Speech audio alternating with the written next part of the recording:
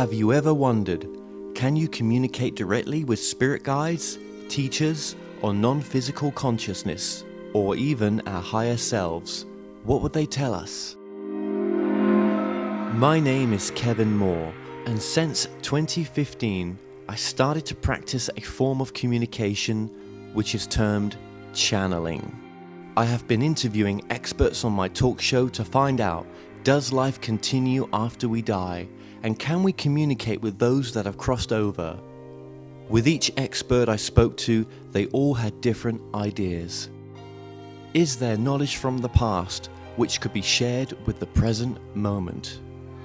So I thought, why not just speak to the non-physical world directly through channelers around the world? And that's what I set out to do. They Call Us Channelers will take the viewers on a journey into the phenomena known as channeling. And my main goal with this docuseries is to bring a new understanding and awareness to channeling by looking within ourselves and asking, is it truly possible that we can all use this innate ability?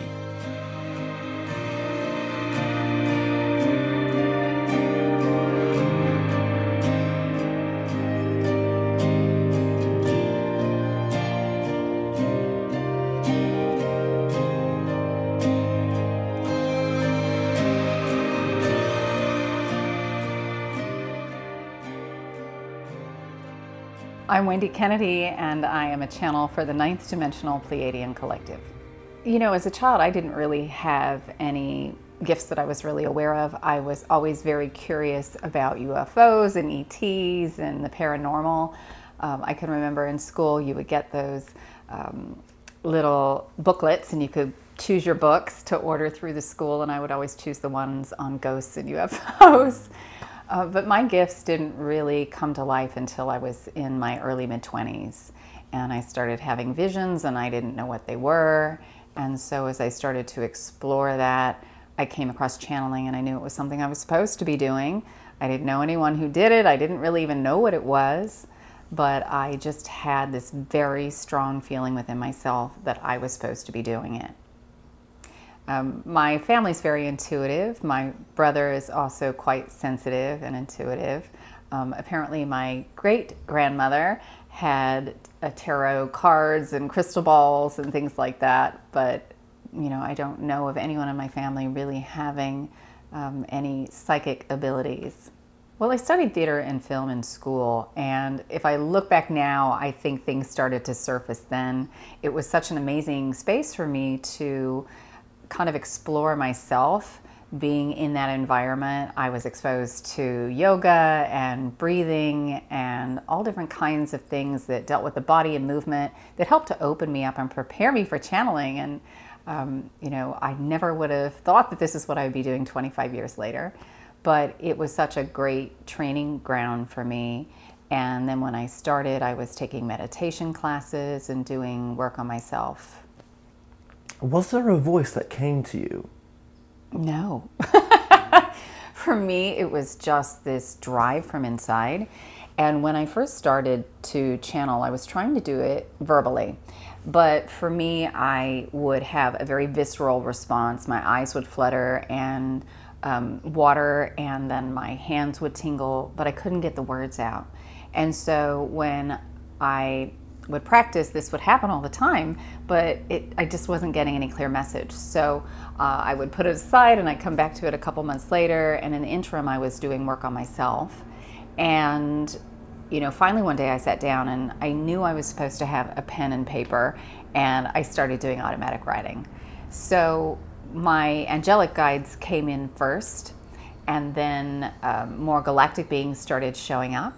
And after about 9 months or so, I was hearing the words well in advance of what I was writing, and the guide said, it's time to put down the pen and paper and channel verbally. And once I did that, that's when the Dimensional Pleiadian Collective showed up, because they were waiting for me to channel verbally because they work with tone and sound. So, you know, anymore, they're the first ones to come through.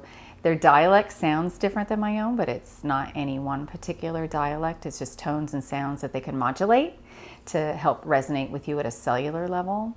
And it's changed over the years depending on what the groups have needed. So the dialect itself, at one point it sounded far more British, and then it went to this Australian place and it used a whole new set of muscles that was very difficult for me during that period. And then right now it's kind of somewhere in the middle.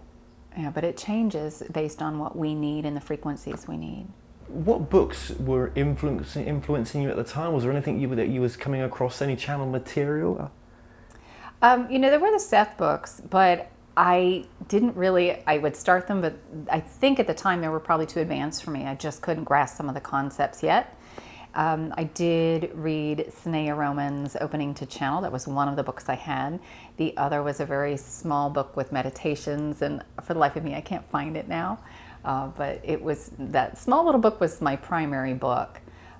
There was Jalila Starr, who was out there doing her thing along with Barbara Marciniak. That came a little bit later for me, the exposure to the Pleiadians. I was actually living in Chicago at the time. I was pursuing my acting career and doing the starving artist, waiting tables at the same time. And that's when everything kind of started for me. It was in my time in Chicago. What do you think was special about that time in Chicago?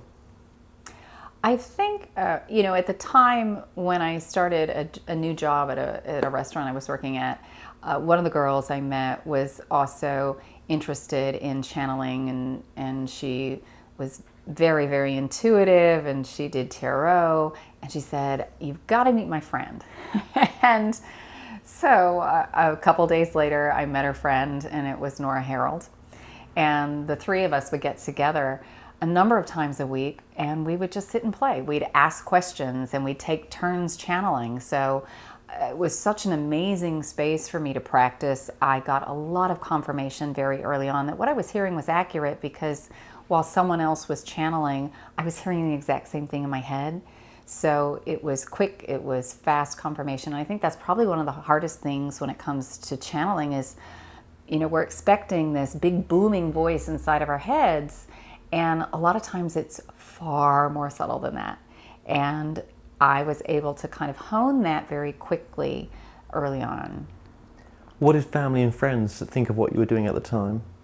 They're so incredibly supportive. I am so blessed and so lucky to have a family that loves and supports me no matter what I want to do. They were curious. They had lots of questions. My brother, as I said, is very intuitive, and he had his own spiritual path that he kind of explored. And so I got exposure to new things from him as well. He's 3 years older than I am. So he was incredibly supportive, and he's the first person who volunteers to ask questions, and you can channel for me. So it was really wonderful, and so were my friends. I can remember saying to people, I know this sounds completely crazy, but I'm supposed to be doing this thing. And they volunteered. They're like, well, if you are able to, then I'm happy to ask some questions and help you with that. So I think people are generally curious. They want to know what's on the other side. What's their life purpose? So I think we all have this question. So people are really quick to raise their hand to say, I'm happy to help out. So in 2003, I formalized this as a business. I decided that this was something that I wanted to do full time, and it took me a couple of years. It was really part-time, and I did some other work on the side. I had worked for a company that purchased 4 hotels, and I had gone to Hong Kong for a bit to help them open an office, and took a little break from the channeling, but when I came back, I helped them to open an office here. So that kind of supplemented my income and allowed me to do this as a full-time job while I was still building things. In the early 2000s, I was doing a lot of expos and events and doing a lot of workshops, just trying to spread the word and get it all out there. And really around 2006, I started doing this full-time. It became easier because of the internet. I think that really was the shift when more and more people started getting online and you could find those things and the technology was there. Well, it's been interesting. I think when the guides first started bringing information through, it was really a lot of it very big picture information, kind of a little bit of galactic history, not too much because they say that it's very fluid. It's depending on which version of history we're looking at. But it was more big picture. They needed to get people to open up and to start thinking outside of their tiny little box. And today it's bringing it back down at a much more personal level so that people, now that they've got the theory, can take it and apply it to their day-to-day reality. So it's back to basics. And, you know, there are a lot of other beings who are showing up, and some that I work with at the very beginning that I haven't really worked with for a while, that are coming back around again because it's time. So that's been interesting for me. To see the progression of that. I worked with the galactic light codes, the language of light, very early on, and then I stopped as the Pleiadians came in, and then a couple years ago they said it's time to start working with this again, and so that's also shifted, and that's a whole nother level in and of itself. I'm noticing that the energies and the frequencies that are coming in are far more transformative. Obviously there's other people, there's so many different channels that channeling different source connections. Some channeling source or God, some channeling relatives of the past, and whatever it may be, right? So why should we listen to a Pleiadian collective? Well, I think you need to listen to what resonates. It's not that, you know, there's a specific being that you need to listen to. They're here to support us, to help us to be stewards of the planet, to teach us. The Pleiadian system has a long history of being teachers. They actually align the group that I work with a stellar body rather than a planetary body because they're beings of light. They don't have physical form. And Alcyon is the central sun in the Pleiades, and that's what they align with. And Alcyon is a repository for information. It's a library. So you can think of yourself as being kind of a paperback. All of your experiences are stored within yourself. I mean, we're holographic, and all of that information of the information of the entire universe is stored within you, but some of those records are just more easily accessible. So you're kind of the paperback, and then Mother Earth is storing all the records for all the beings from Earth, and then she's kind of like the branch library. The sun then stores all the records for the solar system, that's the main library, and then Alcyon is the central sun for our galaxy. So all the galactic information is being stored in Alcyon. And so they work with history and records and information. So that's part of why they're coming through and they're bringing through the information that they are. They're helping us to understand who we are, to empower us, not necessarily to get us lost in a story of this is your history, but rather for us to find that by going inside. They're giving us the tools to learn how to access that information ourselves, because if you're not accessing it yourself, then it just feels like it's hearsay or it's something that you know, someone has told you. You're not really experiencing it for yourself, and that's such an important thing to them. And you know, the first thing that they ever taught me was really to use my own discernment. If something doesn't resonate, let it go. It doesn't matter whether they're the source or someone else is the source. You know, what is my truth in this moment? And, you know, that's such a huge message from them. So whether you listen to them or you don't listen to them, it doesn't matter to them. Sometimes the information you may not be ready for. You might hear it and you'll think, oh, well, that doesn't resonate with me. But it'll come by again from another source if you need it. And at that time you might say, oh, wait, I've heard this before. And, you know, there's something about it this time.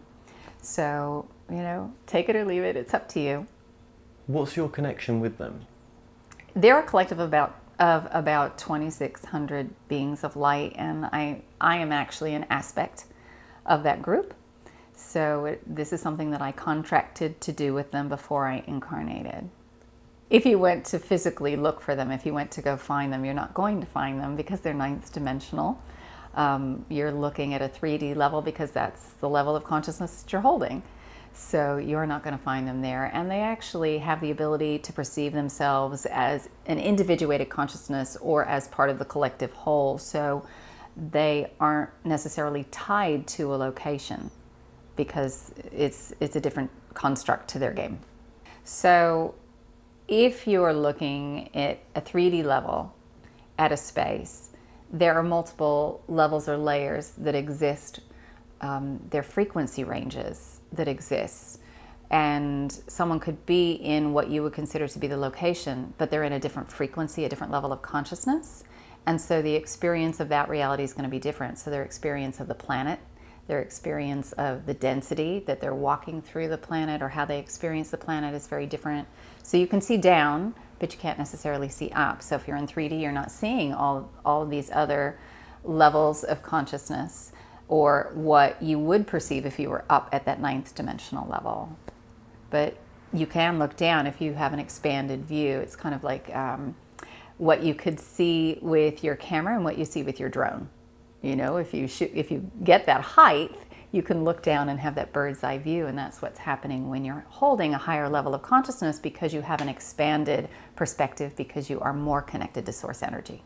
So with the work that you're doing now then, what's a common theme right now in some of the work you're doing? A lot of what they're talking about has to do with the basics of manifestation, really taking us through the process, the subtle nuances. I mean, I think most people understand that thoughts create reality, but there's a whole lot more that's in there, and what we expect to create, what's really driving our desires, like helping people to really identify all of that, and also to get out of their head, stop analyzing what's wrong with me. Why do I keep creating this, and beating themselves up? It's really about shifting frequency. So they've spent a lot of time in the last 2 years just helping people to move to a new frequency, and that's in part what the light language helps to do, rather than get into the analyzation of, you know, what are my programs, what created this. Sometimes going and looking in the trash just keeps you in the trash. So yeah, that's what they've been working on. The language of light is a universal language that all life understands. It's comprised of light, sound, sacred geometry, and cosmic information. And there are different dialects to the language of light. It's like hearing English as it's spoken in Ireland, or in Australia, or in the UK, or America. We all understand it. There are just different sometimes words that we use, or different syntaxes, but it's all pretty understandable. And it's the same thing with this language of light. It's source's language, and we all have an understanding of it. And there are also symbols that can convey this information as well as the word as it's spoken. To me, channeling is really all about reading subtle frequencies. So it's being able to identify a waveform and then translating it through one of the physical senses. So all of us have the ability to do it. It's not just a couple people in the world who have this ability. And to me, it's such an amazing thing, and why I get so excited about teaching people about channeling is because once we learn how to read subtle frequency, it opens up an entire universe of knowledge and information. Because it's like someone teaching you how to read a book as a child. Then you can go to the library and pull out any book that you want to read. And that's what learning to read subtle frequency does for you. So it's just a matter of choosing the frequency that you want to research, or you want to access, whether it's a probable reality, or whether you want to work with the dearly departed or ETs. These are all different frequencies. So it's just a matter of tuning in like a radio dial to the station that you want to listen to, and turning up the volume. And we all do it all the time, but it's so subtle that we often miss that we're actually doing it. And there is a difference. It feels different when we start to observe it. It feels very rich, very full, very multi-level, multi-tiers of that information. And you know, our imagination actually feels pretty flat in comparison. The difference between a medium and a channel, it's really the exact same process. It's just a matter of tuning into a different station. I think we have contracts. I think we have things that we've agreed to do before we incarnate. And I know that for myself, I agreed to work with these specific beings because there was a message, there was an energy that they wanted to bring and share. And there are people who work specifically with those who've departed, and that's what they're doing. They're helping people to heal, to move on. So a lot of that is based on our contracts before we incarnate. Where would you like to see the progression of your work in the sense of channeling?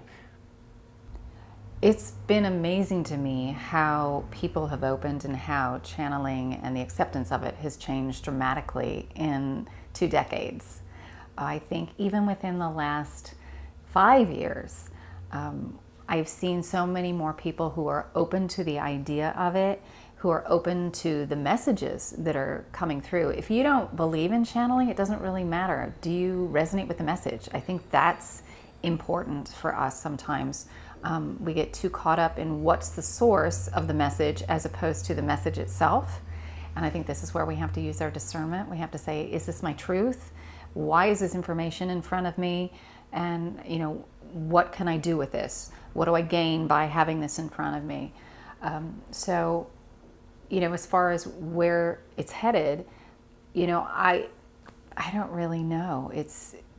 I think this is a preparatory stage for many of us to learn to open up and prepare to communicate with more physical beings. You know, part of what they're showing me is that people are opening more and more to physical contact, but it is very traumatic. We have so many wounds to heal. Discernment is the first thing that we have to master.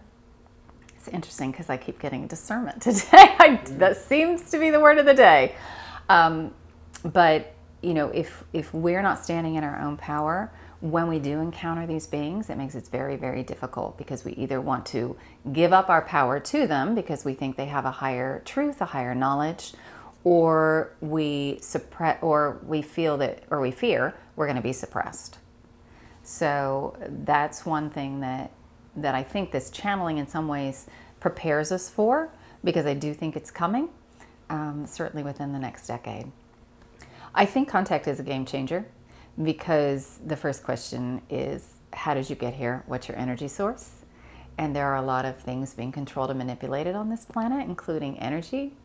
So I think when free energy comes along, it's an absolute game changer. And, you know, one of the things that the guides talk about is about control, the manipulation, but that's not going to change until people start taking on personal responsibility for their life and what they want to see created in the world.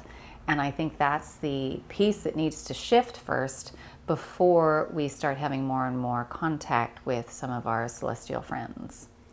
So do you think the UFO community as it is right now, with all the bigwigs in the UFO community, are they embracing channelers like yourself enough to bring your work in to theirs, or is it too divided?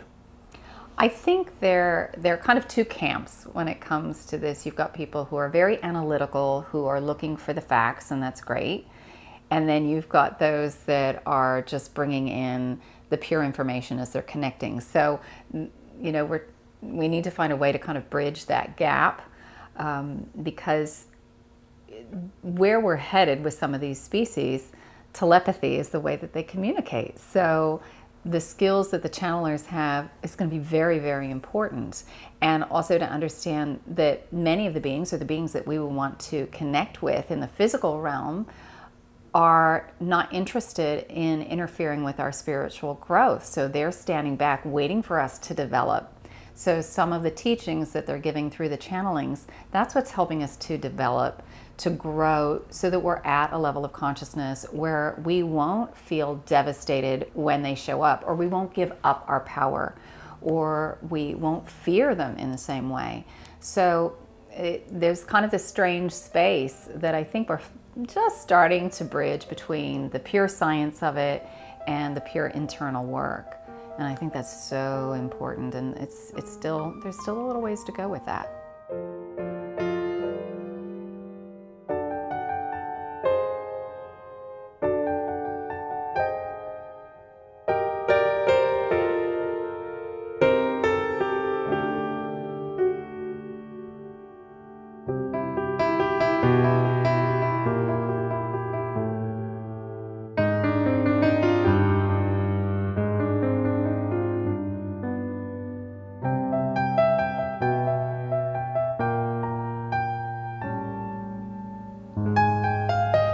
Yes, hello dear. This is the 9th Dimensional Pleiadian Collective, and it is a pleasure and an honor to have the opportunity to connect with you. So we're not quite sure where you'd like to start. We certainly have a lot to say.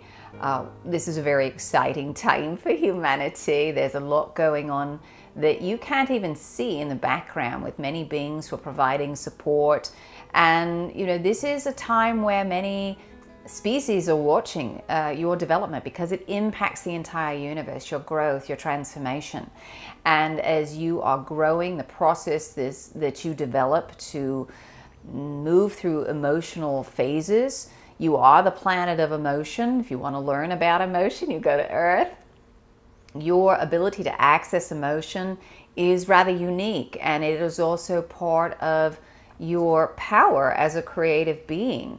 You, because of your emotional components, are able to manifest in a much more colorful way, shall we say. There are lots of subtle nuances and variations to your creations that some other species don't necessarily have, because they don't have all the building blocks to play with. So it's a very exciting time, and many of us are learning from you. So where would you like to start? How may we best be of service to you? Why are you coming through? So we're here to be of service to you, to help you to go through this awakening process, because it truly is your service to be stewards for this planet. And it's something that you haven't been doing for a very long time. There have been many, many beings who come from many star systems who've been on your planet, working with your planet for thousands and thousands and thousands of years. And they have altered your history somewhat. And we're here to help you to open back up to your history. We're here to help you to find your empowered stance, so that you can become a steward. The Pleiades is a system known for being teachers. It's a system in which we are proficient at accessing records. And so when that history has been hidden from you, it's important that you yourself go in to access the information, because if you're just given information, it still, again, feels like some sort of manipulation. You're not sure if it's true or not true. So you have to go inside and get that inner truth. And that is in part what we are here to do. We are here to help you with that, to learn how to go inside, to access your own divine light, so that you have access to knowledge, wisdom, and information directly. How does that change the game of the way that we look upon you then? So as you are going through this ascension process, as you're increasing your frequency, the one thing that you all are starting to access more and more of is compassion. And it is your compassion that will create transformation throughout the universe, because you experience reality in a way that is very, very dense and very heavy, and you've got such a wide range of emotional expression that, because it feels so arduous when things are challenging, you are able to access compassion in a way that we're not, that we don't necessarily experience. Because in the higher realms, the higher you go, the less variation, the less your points of polarity in a dualistic universe, the closer they are. They're not as far apart. So for you, you might experience black, white, and 1,000 shades of gray. Where we are, our extremes, our polarity would be light gray and medium light gray. So we have a greater sense of connection to all that is. And so we are able to access compassion, but because we don't have the extremes that you have, the breadth of that compassion is not as wide. And this may seem difficult for you all, because you think that you're at the bottom working your way up. You are actually source energy. And as an aspect of source, you have the same access to knowledge, wisdom, and power that we do. You've just partitioned it off from yourself. So truly, when you all go inside and you ask for information, you have the best answers for yourself when you get centered, when you are able to feel grounded and your heart is open. You have the best information for you, better than what we have for you or any other being has for you. You just have to get quiet and listen. So when you start to access this, or you think that, the Pleiadians are learning from us, it shifts that hierarchical perspective that you all are operating under. in a dualistic universe, the moment that you separate from source to enter into a dimensional structure, you are creating separation, and you're also creating a hierarchical structure. There's either unity or there's hierarchy, and this is part of the dualistic expression. So the way that things are perceived is in a hierarchical form, but yet that is in some ways an illusionary component. You are part of all that is. You've just partitioned off your full awareness so that you can enter into the illusion of the game. And it helps you to feel more empowered, honestly. When you feel like, oh, well, the Pleiadians aren't up here on a pedestal, all right, maybe I've got some information for myself. That's really important, because there's been so much control and manipulation on your planet that it's very hard for you all to trust yourselves, so to even feel that you have any sense of power, because you are looking outside of yourself for answers. And this is the conditioning, that when you start going inside, you feel far more empowered, and you understand that you are part of all that is, including being a part of us. We are a reflection for you. You are a reflection for us. How many others are you communicating with in this way? Well, consciously, it's, we would say there are millions that we work with at the subconscious level. There are a few that we work with in a very direct, conscious way, the way that we work with Wendy. And then there are different aspects of even our collective that will work with certain individuals. And then when you're talking about channeling, the information is colored by the channel itself, because it's impossible for information not to be colored. We're coloring the information because of our dimensional existence and our perspective of reality. It then gets colored by Wendy and her filters. And then you, as you hear the information, you're coloring it. You are taking it and running it through a filter of belief systems. So there is always some alteration of energy that happens when the mind is involved. As you receive frequency through your body, as you feel it in your energetic field, it's pure energy, all right? You can receive the energy from us. And so when we say we work with millions, this is how we're working. We're working with the energetic fields. It's not necessarily a direct communication the way that we're communicating with you now. And even as we do that with certain individuals, there are different parts of our collective that will step forward to do that, all right? But many times you all want to label things and put it in a tidy little box to say, here's the Pleiadian Collective, this is who they are. And then this is who this group of Pleiadians, they tend to be physicals, and they look like this. The Pleiades is a very vast system. We actually are beings of light. We don't have physical form, but yet many, to feel comfortable, like to think of us as Nordic blonde. The Pleiades in the lower dimensional ranges have physical species. Some of them are what you consider to be the Nordics. Some of them are reptilians. Some of them are birds. There are many, many different species. There are some that you would think of as being whales or dolphins. So it's a very vast, rich system. It's an open cluster of about 750 stars. There is light and dark within the Pleiades itself, just as there is light and dark within your system, because it's a dualistic system. It's a dualistic universe. And even within the dimensional ranges, there are beings who are fourth dimensional, fifth dimensional Pleiadians, and then there are higher dimensionals such as ourselves in the ninth and up. Really, when you get above the ninth dimension, beings are no longer, or collectives are no longer associating themselves with a system. All right, it's really the ninth dimension down that you have beings who will align with a particular system. In our case, we're aligning with a stellar star, a stellar being, Alcyon, which is a central star in the Pleiades system. Do you channel to levels above you? We learn from the levels above us. So it's not so much that it's a bit of a tricky question. Here's why. Because when you get up to the higher dimensional ranges, we have an understanding that we're part of all that is. So we actually can go up and communicate with those 12th dimensional beings. We learn from them. We get advice from them from time to time. But really, we're more interested in being of service and working with those who are learning and growing and playing in the denser fields. So it's our sense of needing advice is different. Our sense of needing to connect with those 12th dimensional beings is slightly different than the need that you all will often feel here. You're looking for help. You're looking for a path. You're looking for advice. You're looking for systems, ways of working that will help to elevate your consciousness. This is what you are seeking on your planet during this time. And so you will work with many higher dimensional beings. But for us, it's really, what service can we be?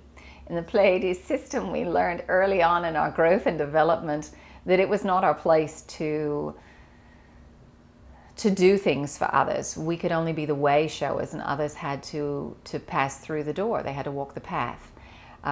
Because there were times where we did not have healthy boundaries, and we did things for other systems, and it didn't go well. It didn't go well for the beings we were trying to help, and it didn't go well for us. So we learned that lesson the hard way. And that's one that we also like to impart to humans. That this is about you going through your own personal journey. It's not about you needing to do that for other people, but by being the living example, you are able to spark the energy within another, to say energetically, here are frequencies that you can access if you attune your own field to it. You know, that's what we do when we work with you all. We present you with frequencies, and then it's up to you whether you choose to shift your resonance to those frequencies or not. We don't do it for you. We can't. It's impossible. And, you know, healers on your planet, really great healers, are able to point out specific frequencies that need adjusting. You have to adjust it yourself. So that's all a healer ever does. They hold space. They point things out. And then you, as a divine being of light, having this physical experience, make the adjustments.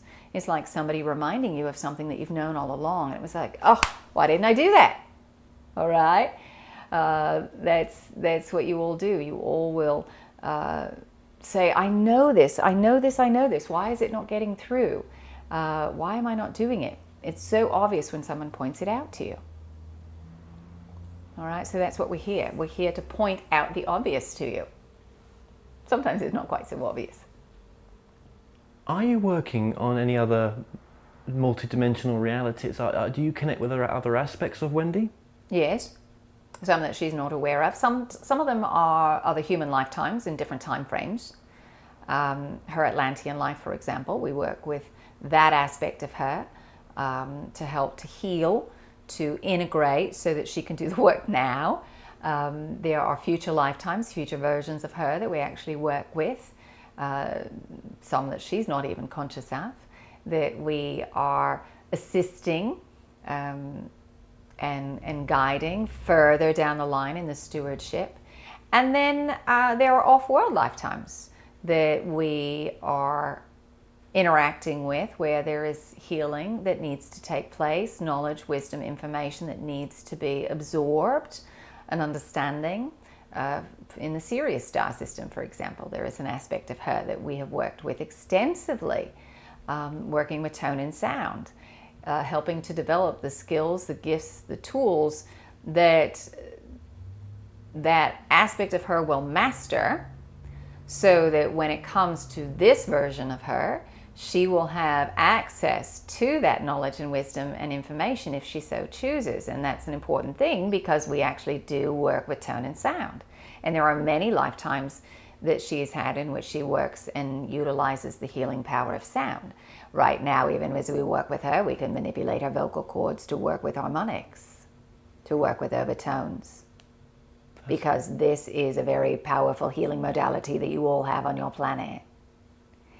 Right now, we would say working with the human voice, that is the most potent healing modality that you have, because it's not just about finding the hertz, it's not just about finding the right frequency, but also the emotional carrier wave that goes underneath, and the intention that isn't transmitted in the same way through your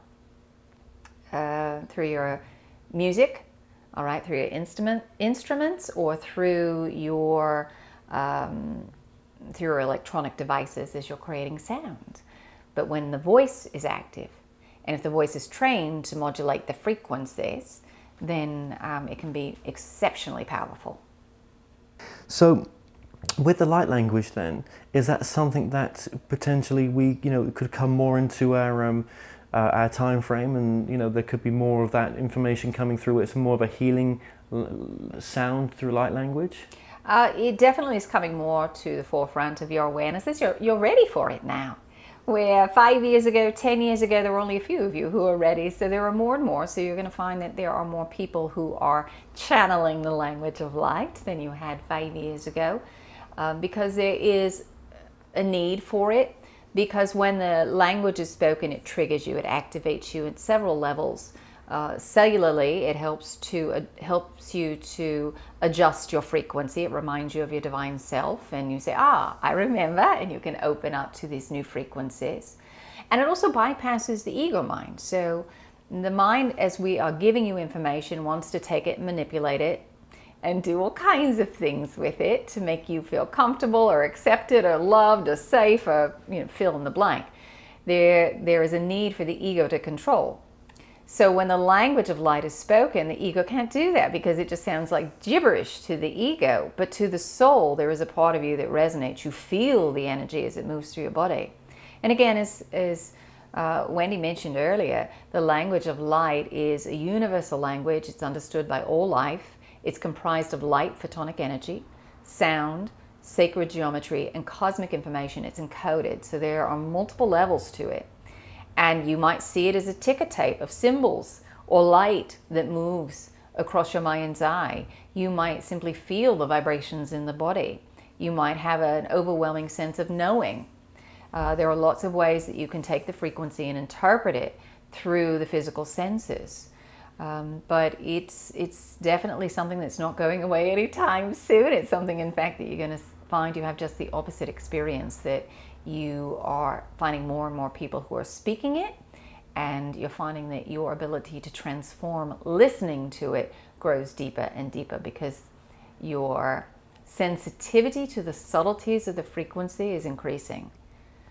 You could be exposed to the language of light, or you may have been 5 years ago, but you weren't sensitive enough to notice the subtle changes that happened. Now, because you may be more aware of the subtle shifts in your energy, you may notice that, all of a sudden, when I hear the language of light, I'm feeling all this heat generate in my body, and I'm feeling new energies come in as my body tingles, and I start having ideas and hits now where I didn't before. All right, so that has to do with your becoming more aware of the subtleties. And so this is in part why you're seeing more people now channeling, because you are ready. Well, if we just go to this time period we're in right now, where we've got Donald Trump as president, we've got other world leaders very unstable themselves in what they present themselves to the world as. You've got a whole shift going on right now. For the average Joe out there, with the issues that we have in this world right now, is everything perfect the way it is? Absolutely. It is perfect. Even in the midst of chaos, it's perfect, because what your world leaders are doing, those beings are being of service to you. They are reflecting where the collective consciousness is at. So you might have someone who seems rather unstable. Where are you not stable within yourself? Where are you not grounded? Where are you not rooted? Where are you very judgmental, or where are you very angry? It's really important to use these public figures, especially the ones that are upsetting to you, as a mirror. And then also they can be a catalyst for you to remove your energy from the illusion of the game, of where you think you're powerless and you don't have a voice, to remove your energy from that level of the game to really take that energy and use it in a very proactive way. What do you want to see created? What do you want to build? When you have such negative images in front of you, it becomes very, very obvious. I don't want this. If it's not obvious, most of you aren't making change. So you've had many opportunities up to this point that were far more subtle that you just didn't take action on because you weren't paying attention and you couldn't see it. Now, when it's so in your face to say, this is not appropriate behavior, this is not what I want to engage in, then you can make the transition. It's not about waiting for your leaders to make a change. It's about you making a change within yourself. And when enough of you start to do that, your hierarchical structure starts to crumble and your systems will change. They will not change by putting someone else at the top of the pyramid. That won't work. You as a collective have to shift your belief systems. It does not take a majority of you to do this. It takes a very small amount of you to make personal shifts, and then that catches like wildfire, that everybody else learns. You know, your 100th monkey, that's your syndrome that you've labeled. That's exactly what happens. It's in the records. And so it makes it much, much easier. We always liken it to baking a cake. If you don't have a recipe and you don't know how to make one, it's hard and it usually doesn't turn out well. But if you have a recipe, then you've got a place to start, and you can make a chocolate cake or a vanilla cake, or you can make a strawberry one. There's some place to build. So this is what happens when you do your work. Many times you all think that you've got to do something and it impacts millions of people. There's only big actions that can be taken that are important. And truly, it couldn't be any further from the truth. If you are making small changes in yourself, it has massive effects on the collective. And again, you all think that you're small, you're not valuable, and we're here to tell you just the opposite. You have incredible value, and you can be of incredible service by simply working with your state of being. As you change your state of being, you change the actions that you take, because your state of being informs the actions. You can take an action from one level of consciousness or another, and you're going to get vastly different results out of the action. It will look and feel very different. So you have to start with your state of being first. And you don't even have to interact in a direct way. If you're beaming and you're smiling and joyous and you're walking down the street, that's contagious. Others, it can shift their whole day by seeing you. You don't even have to say a word, but they can feel themselves lighten. The things that they were worried about, those things can just drop away, because in that moment, they just wanted to have a chuckle and they started to smile when they saw you, because that energy is contagious.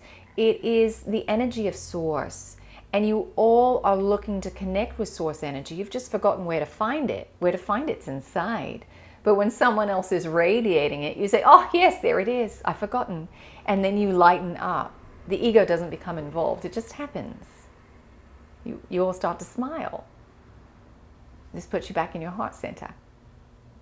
So it's not so much about doing those big things that have to impact millions of people. Work small, work within yourself, and then that change can happen very, very rapidly by being the light that you would like to see in the world. You cannot change that which is outside of you. Not all here to be Oprah. Correct. Correct. You know, you all underestimate the value of a smile, of a kindness in the moment. You all think that you've got to, yes, have your TV platform, that you've got to have your radio program, that you've got to have your bestseller. But the ego is what's driving that, because you don't feel like you're enough. When you really start to love yourself and see yourself as enough as you are, that all drops away, and that's when you can start to be of the greatest service, no matter what it is that you're doing in the world. Yeah, my biggest problem. My biggest issue it was at one point. Maybe still is a little bit, but not as much. Well, what you'll find is that when you give up how many people you think it's supposed to reach or what exactly it's supposed to look like, and you embody yourself in the frequency of the moment of doing it and experiencing it, that's when it grows like crazy. That's when things can grow beyond your wildest imaginations, because you're not attached to the outcome. This is the one message that we want to instill in all of you, that we've been working very hard for the last 2 years, is that life should be approached from a state of exploration. There is no right, there is no wrong, there is only vibrational exploration. That is what Source does. That's why we've created these dimensions. That's why we've created these planetary bodies and you know, that you all are exploring. You want to see what the experience is like. Your expectation will never, ever, ever match the actual vibrational experience. Ever. What you deem as success is when it's relatively close to your expectation, and what you deem as failure is when it's far from it. But really equally valid are the experiences, and you just simply acknowledge it and say, oh, well, that was different than what I might have thought it was. Interesting. And then you have the choice in the moment to say, I want to continue with more of this, or I don't. I need to make a vibrational shift and head in another direction. That's what life is about. And when you start to approach it from a moment-to-moment basis in that way, knowing that whatever is coming up for you, whatever's being reflected back is exactly what you need in that moment. It may be what you need to get you where you want to go, to that higher vibrational level. It may not be what the ego wants, because the ego says, oh, no, I don't want that. I don't want anything negative. Well, you've got all this negative energy that you stuffed down that needs to come up, so you're getting the reflection so that you have the opportunity to clear out more, and that's what's going to elevate you so you can have the experience that you want. But then a soul who chooses to incarnate in Asia, where it's all about what I have, what I do, what I have, look at my son, look what she's achieved, big, big, big. It's all about shining more brighter than against the other person, your neighbor and stuff. That analogy you've given there, compared to the soul that incarnates into a culture that's very different, like China or Asia, is going to have a totally different experience. Could they hear this truth? Well, you all are working on the very same things. The mask looks different. So control, let's use control for an example. It's very sneaky. So control might be obvious, that you want to control the way another sees and perceives things, or it might be you with your inner control needing to know how things are going to work out before you'll take a step.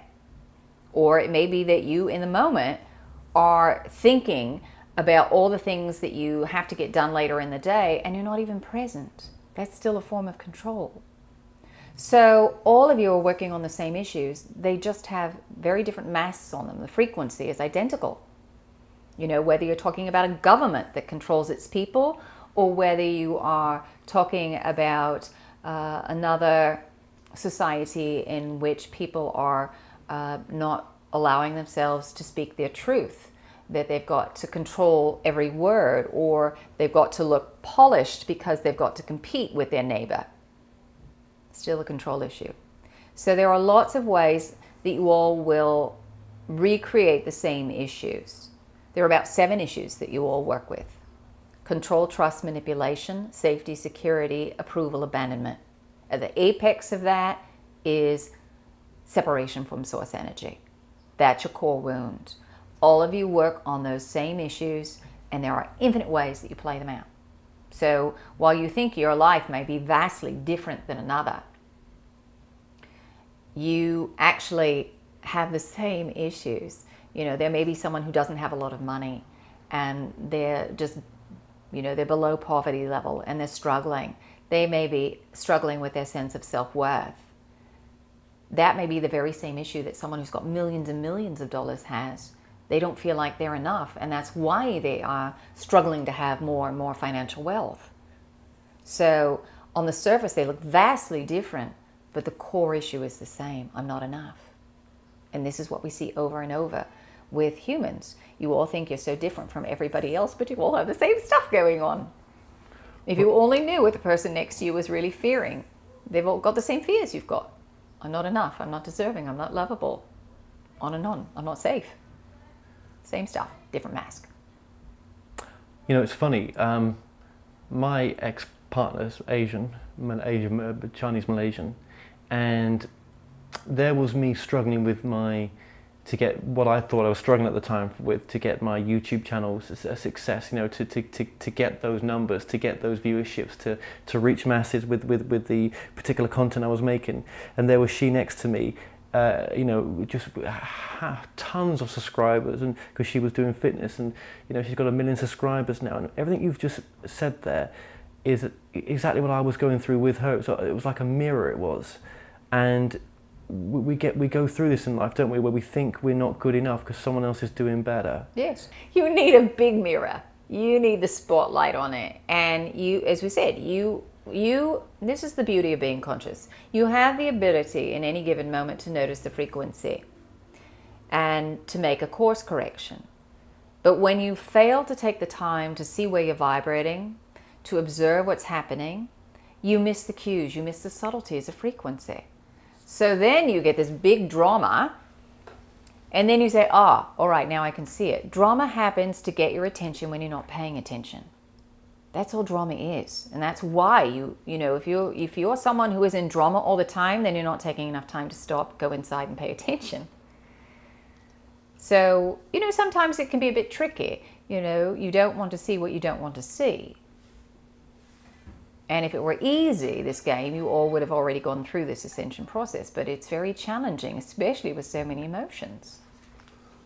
All right, you've got a lot going on, and you forget these emotional stages. You've been taught culturally all over the planet not to feel your emotions in intense ways, especially men.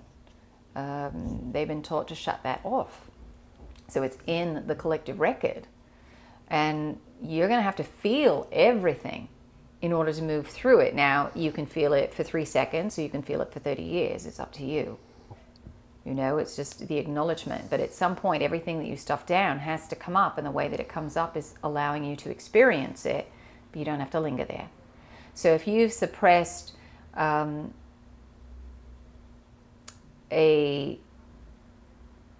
emotion such as grief, and again, there can be lots of different masks for that and experiences that you created, but they have the same frequency. Each time you stuffed it down, I don't want to feel sad, I don't want to feel the grief.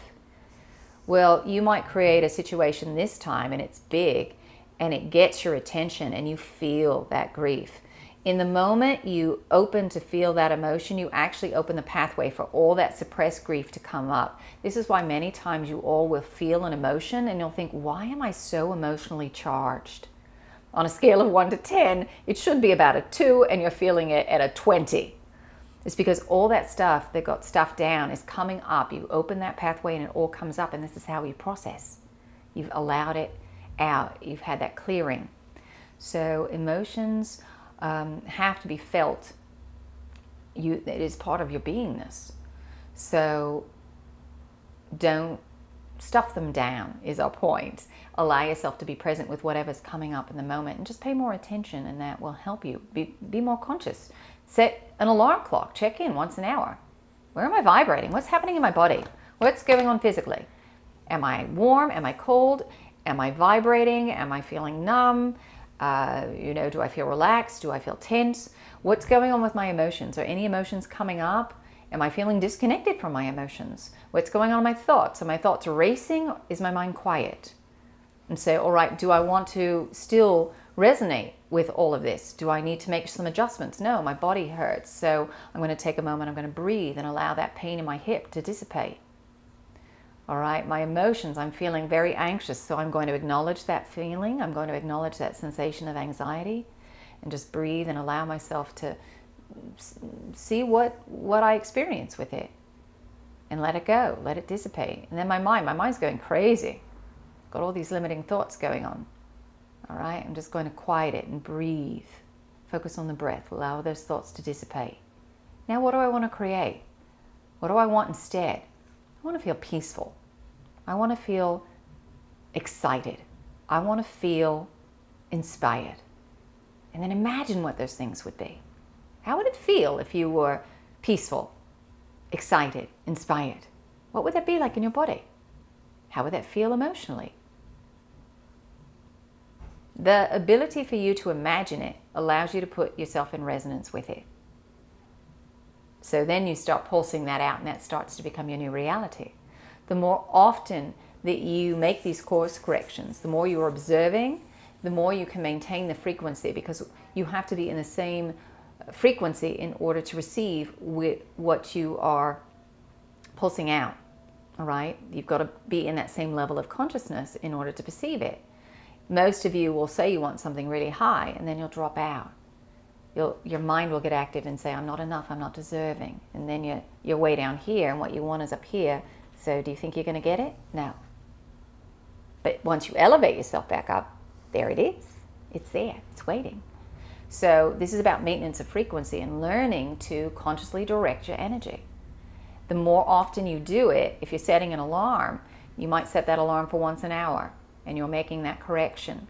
And then you do it once every half hour, and then every 15 minutes. And then eventually that awareness becomes moment to moment. That's how it works. All right, we hope we've answered your question. We went off on a bit of a tangent. No, that's very appreciative. I think it's just sometimes, I mean, if you use myself as an example here, I'll probably take this out of the documentary, but just go on to the question, answer. You know, you just think, you know, is this what I'm meant to be doing? You know, am I being true to myself? You know, is there something else that I'm doing, but I feel that if I did it, it would be the wrong thing to do, you know, what people would think of you. Well, this is what we're saying about exploration. It's about exploring frequencies. You can have all these ideas in your head about what you're supposed to do, but you're never going to know what it's like until you step into it. Once you step into it, you will know, oh, I like this and I want to do it, or no, that's not quite it, and I'll make a course correction. You're not damned to stay on a path forever. You can change your mind, but you've got to try, you've got to explore, and too many of you don't even do that. You just sit and wonder. You never take action. So you've got to take action and make course corrections, and this observation will help you to do that. Are you being true to yourself? Check in. How's this sit in my body when I think about doing this? Is my body heavy? Is my body relaxed? Is it tingling? Use your body cues. What comes up emotionally? Oh, my heart's closing. I feel anxiety rising. Well, why? Because I feel like I'm not enough, or oh, there's danger. Check in, because intuitively you know. And then you just got to take a step. If you're really not sure, you're feeling shut down, you're feeling indecisive, take a step in any direction, because indecisiveness shuts your energy down. When you take a step, you're getting you're getting feedback from the universe, and then you can say, oh, yes or no. But without that feedback, you all sometimes can get a bit lost, and you start to feel stagnant. So you've got to take a step in any direction to get that energy flowing again. And you can't compare yourself to anyone else's path. You know, some people may have taken a path where they stick with that particular job for the rest of their bloody days, and some others may be chopping and changing all the time. Well, here's the thing. You might have someone who sticks with that job, but their family life is far more dynamic, and they're dealing with a lot in their family life, and so their work is their stability. You might have someone who's got a very stable family, and so a lot of the transition happens in their work life. So you cannot compare apples to oranges, as it were. You just have to allow that, allow yourself to just know that your path is unique. And it would be really boring if it wasn't. It'd be really boring if everybody was on the same path. Your job is to create a harmony, to be a part of the symphony that is this experience of life. It's not to walk an identical path. It's not for everybody to be in unison. So try not to compare yourself, because that comparison is stemming from the idea that you are experiencing reality from a finite set of experiences and resources. The moment you start to see the infinite qualities of the universe, competition goes away. You can't have competition really in an infinite universe. There's no need for it. So if you are someone who wants to compare yourself, you're still looking at things from a finite perspective. You're seeing yourself as a finite being. You're seeing yourself as separate from source energy.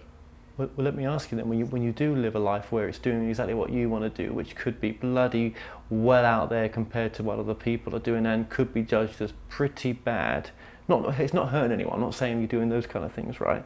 But just very opposites, right? But when you do enter that energy of trying the things out and doing these things and living the life to the max, living your life to the max without giving two shits what anyone else thinks, what is that like for people? What is it like for the person having the experience, or what is it like for those around the person having the experience? So the person having the experience is usually having a pretty good time. That they're in the moment. They're allowing a lot of energy and passion to come through. So life actually is pretty easy if you are being authentically true to yourself, that you are expressing all of your divine light. Things tend to flow easy. You tend to get ideas and inspiration easily. Synchronistic events will line up so that things can manifest. Now, for those that are living a life that is different than the typical life, we won't say normal, because that word and the connotations, there's nothing normal about being separate. It's not your true nature. Your true nature, the norm of the universe, is connection. So for those that are watching you, for many of them, there are two things that can get triggered. One, they can either find that they themselves don't feel safe and they love you and they want you to be safe, so they try to control you. All right, this is where the judgment comes from. Or they themselves don't feel safe. They want to do something, but they don't feel like they can. They haven't given themselves permission to, and you can be the inspiration for them. All right, they see someone else doing it. They see someone else lighting up and being that living example, and they feel inspired. Well, if they can do it, so can I. We see this again and again and again and again. You know, you've seen someone else do it. You think, well, why can't I do it? Yes, my situation might be slightly different, but it's possible. Someone's shown us a way that it is possible to do it. I don't know how, but there is a way. So it is important. Change never happens because someone else says that, you know, it's never been done, so I can't do it. Change doesn't happen that way.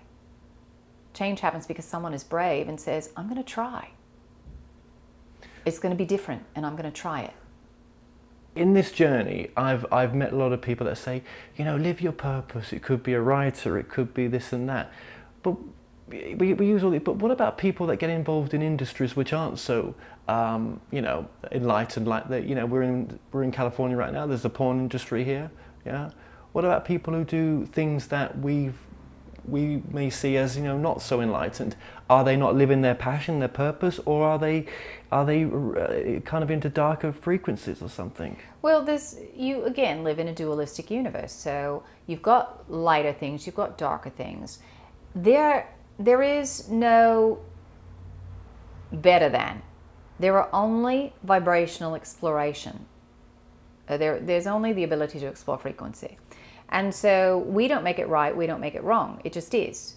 So if you've got someone who is doing something that is a bit heavier, shall we say, that most of you as a collective would deem unhealthy, it's not wrong. It's just an exploration of frequency. You have to decide for yourself whether you want to invest in that frequency or not. So yes, there are people who are doing some not so great things, but they're also the mirror for the rest of you. They're exploring a frequency that you don't have to. They're exploring it for you. Now, what most of them are doing are playing out a frequency that you carry to a much stronger degree. So you might not like yourself much, but they've gone to self-loathing. Make sense? And so their actions and the behaviors are going to reflect the extreme of that belief system. Your actions and behaviors are going to represent a more mild version of that. For us, your success or failure is not judged on your material wealth. In our dimensional range, we perceive success as being how much love do you have? How much joy do you have? That's our measure. So if you are scrubbing toilets and you're happy because you know you're providing a service, no one really wants to go into a dirty toilet, all right? People feel happier, and you feel like there is a measurable there's a measurable service that you're providing. And if that makes you happy to be able to do that for others, then that's wonderful. There are some who would be happy to do that. If none of you had to have jobs and you could just give your service for a few hours a week to the collective, there are some who would choose those less than savory jobs because they know the importance of it, and that can make all the difference in the world, that your plumbing is working right, that the sewers are running right, that you know, that the less savory jobs, that all the trash is picked up. They would be happy to do that because they know that that's what keeps everything beautiful. There are many on your planet who would hold that perspective. So to us, we don't really hold judgment. For those that want to explore the dark, it's a valid choice. For those that want to explore the light, that's a valid choice. Because both are part of the whole, the totality of source energy. But if you're going to explore something dark, why not do it with a bit of lightness there then? Well, because that is also part of the game. The light always exists. It's impossible to smother light all right? Because light is source energy. It is the nature of who you truly are. It's just how far into the illusion are you going to go? And there are some who really get lost in that. The only difference between the light and the dark is whether it's service to self or service to others. Others and self. Because when others benefit, as you are part of the whole and part of the collective, you yourself will benefit. Those are not mutually exclusive things, and we see that quite a bit in your metaphysical field with healers, that there are people who give and give and give, but they don't allow themselves to receive. They want to be the martyr, and they're not allowing themselves to also benefit, because there are many lifetimes where there have been belief systems about what spirituality means, the kind of behavior, the renunciation of material goods. You are a physical being, and this is the construct upon which you are playing the reality collectively. You know, you need money to put a roof over your head, so there's nothing wrong with it. It's neutral. It's the value that you assign to say it's good or bad that keeps you from experiencing and not experiencing it in part. So, you know, you yourself can benefit. It's not just everybody has to benefit but me. Yours will come from another means sometimes. It's not always where you give, it's where you have to receive. It's about being unconditional in that flow. And when you're unconditional, you aren't putting any restrictions or conditions on where the energy is also coming back in, because it has to flow, that never-ending circle. It goes out, it goes in, it goes out, and it goes in. That's balance. That's life cycle energy. That's life force energy. So for those in a career that never look at these subjects, or maybe will never look upon these subjects, even though it's not the career that's making them look at it, maybe just even in their day-to-day living, they would never look at these subjects, they would never want to look at these ideas of where the soul comes from or goes to, right?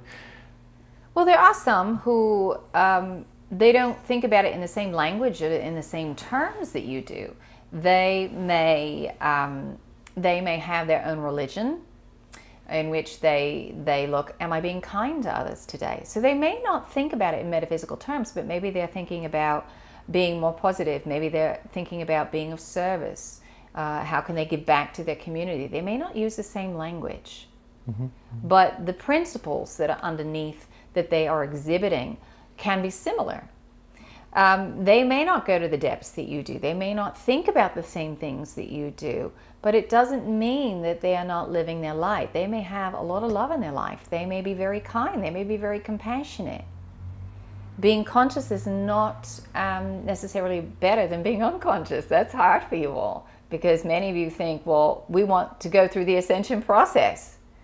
That's a personal journey. That's something that you yourself can do regardless of what the collective is choosing. And you're going to be placed on the now moment where you can be of the greatest service and have the greatest growth potential for yourself.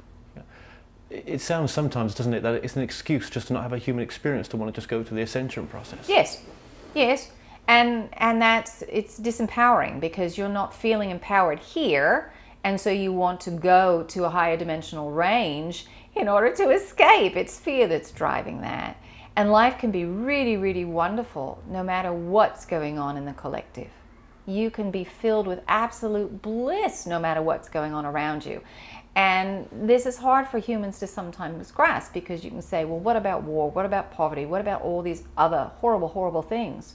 When you show up in radiance, you help lift those other people who may not be holding that higher level of consciousness. They've forgotten their divine spark. And so you remind them that they are more than who they thought they were. And in that moment, they may exhibit a kindness that they had forgotten they had, or a compassion that they forgot that they had.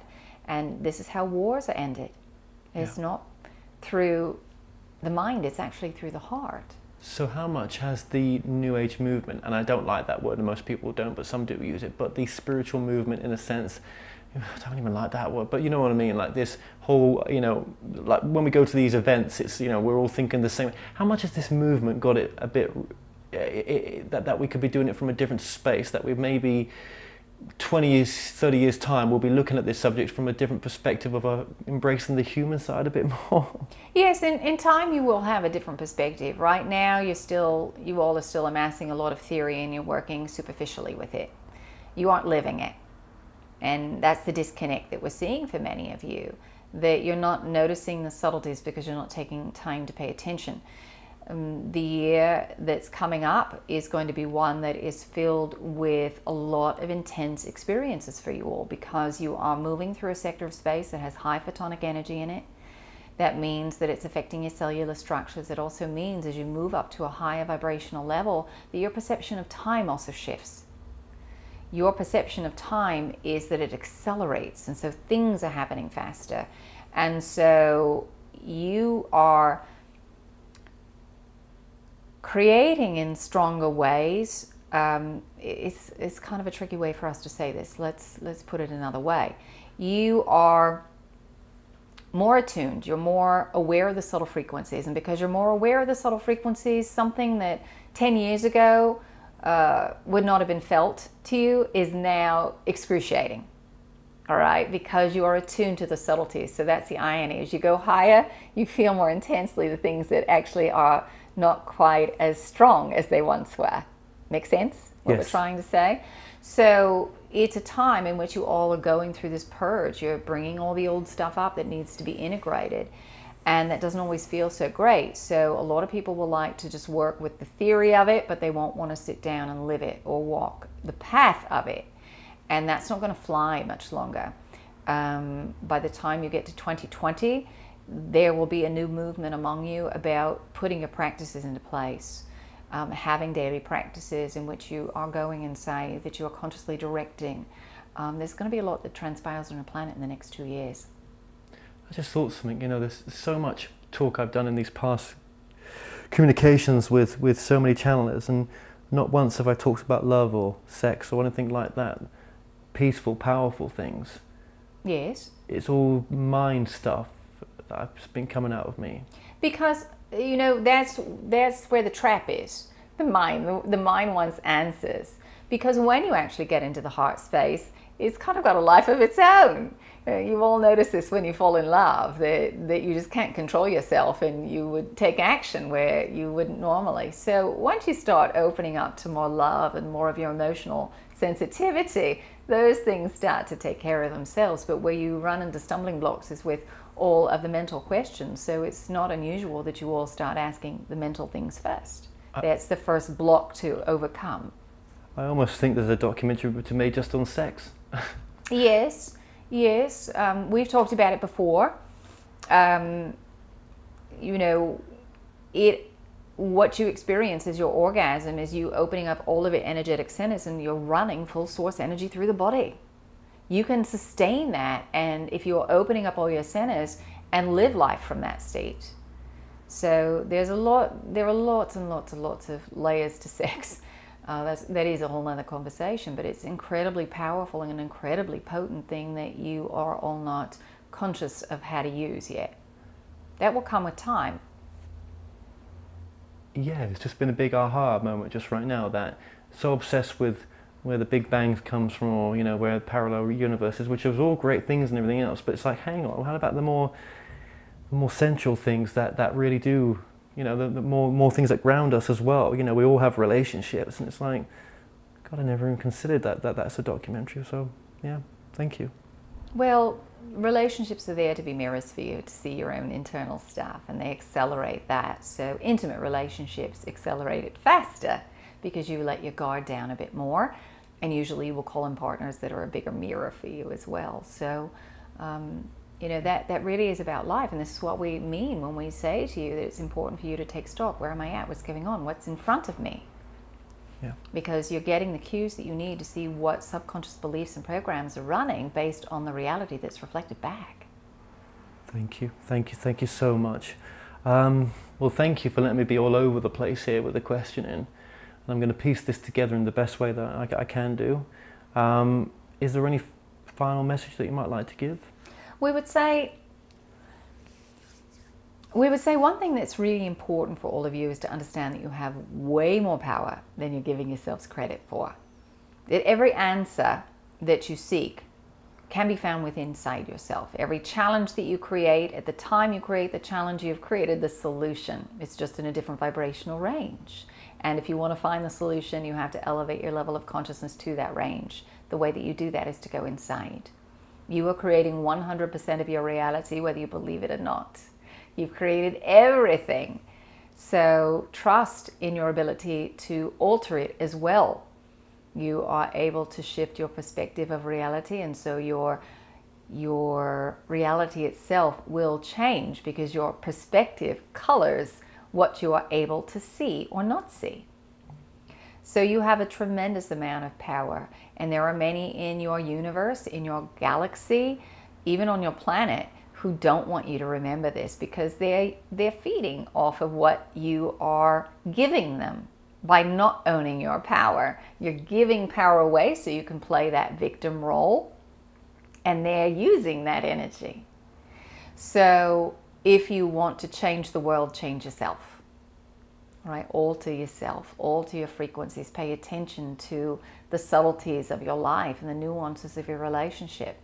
Know that you are always on the right path. You're never on the wrong path. It's not possible. And whatever is coming up for you in the moment is the most important thing. Otherwise, it wouldn't be coming up. Don't think, oh, why am I still moving through this? Your soul is kind of in the driver's seat and determining, along with source energy, what the most appropriate path is for you.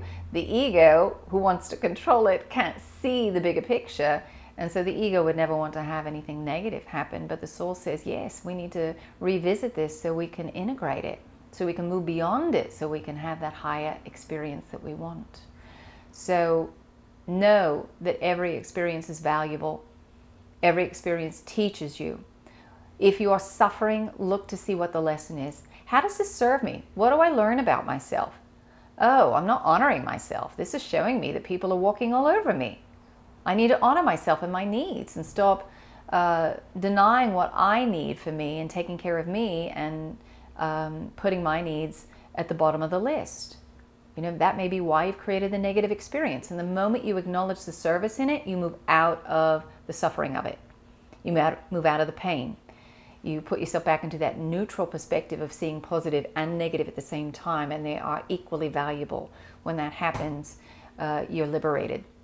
So this is something that we spend a good deal of time speaking with you all about, because this is your salvation in a way. It's seeing the service in every experience. When you see that, you can grow very quickly and you live a far more joyful life. So trust in yourselves. We would say with anything that we have given you, take what resonates and leave the rest behind. We'd say that with any being in any dimension, be they human or otherwise. Really, is this my truth? Because your truth will change all the time. It will change as you grow, as you shift. So will your truth, what resonates with you. And don't expect that what resonates with you is going to stay the same throughout your entire life. If it did, that would probably mean that you're really not growing. You're not shifting your reality at all. So know that you yourself are growing. Don't put yourself in a mental box. Don't put other people there. Allow others also the opportunity to grow and change. Don't expect them to behave in a certain way because they have in the past. And don't expect your experiences to be like they have been in the past. Just because it has been that way does not mean it will be that way.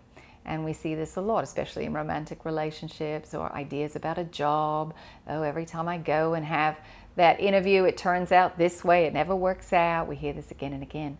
So imagine a new reality. Imagine it into being. What would it feel like?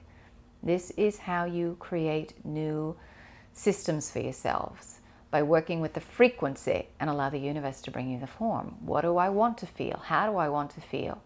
And then let go of your attachment to it. And then what shows up is the most appropriate thing, and it shows you where you need to make course corrections or dive deeper into a frequency. So we hope that's helpful to you. Thank you. It's our pleasure. So know that we are around. You don't need Wendy. All you have to do is ground yourself, connect to the energy of Mother Earth, put yourself in your heart center, think of something that makes you smile, ask your question and listen, and until then, we'll be watching and waiting and sending many well wishes.